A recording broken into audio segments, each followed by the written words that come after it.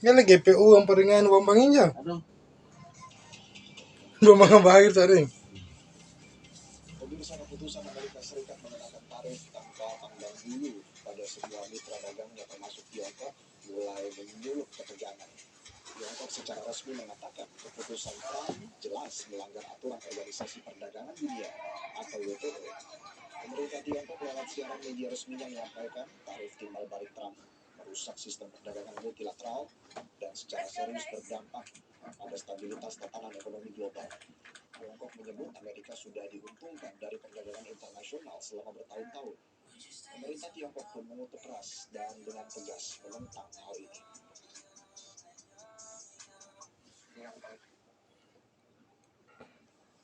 中国政府关于反对美国滥施关税的立场。近期，美国以各种借口宣布对包括中国在内的所有贸易伙伴滥施关税，严重侵犯各国正当权益，严重违反世界贸易组织规则，严重损害以规则为基础的多边贸易体制，严重冲击全球经济秩序稳定。中国政府对此强烈谴责。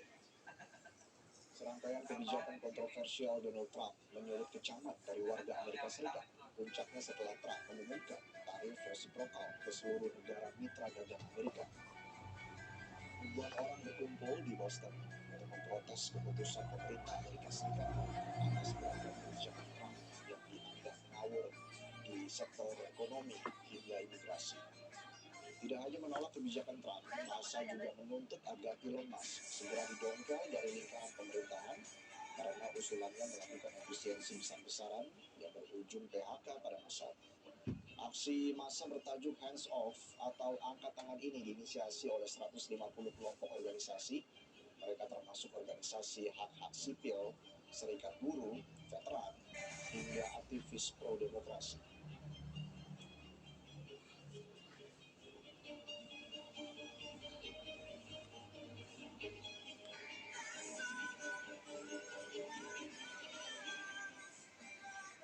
Tarif resiprokal atau timbal balik Amerika Serikat mendapat perlawanan global, salah satunya dari para pemimpin negara anggota ASEAN.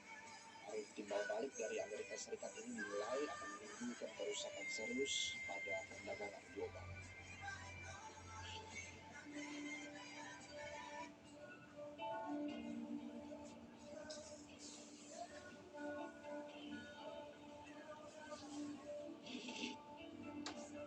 Presiden Prabowo Subianto bersama 4 pemimpin negara anggota ASEAN berdiskusi membahas respon kebijakan tarif resiprokal atau timbal balik dari Amerika Serikat. Dalam bicara dan bertukar pandangan ini diikuti Perdana Menteri Malaysia Anwar Ibrahim, Sultan Brunei Hassanal Bolkiah, Presiden Filipina Ferdinand Marcos Jr. dan Perdana Menteri Singapura Lawrence Wong.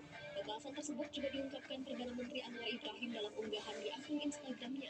Menurut Anwar, diskusi lewat sambungan telepon itu untuk memperoleh pandangan dan mengkoordinasikan tanggapan bersama mengenai masalah tarif timbal balik yang diterapkan Amerika Serikat. Dalam kesempatan lain, Perdana Menteri Singapura, Lawrence Wong, mengatakan kebijakan tarif Amerika Serikat adalah bentuk penolakan terhadap kerangka kerja WTO dan akan mempengaruhi perdagangan serta investasi internasional yang akhirnya mempengaruhi perkembangan ekonomi global. Singapura akan tetap waspada, membangun kapabilitas, memperkuat jaringan kemitraan dengan negara-negara yang berpikiran sama.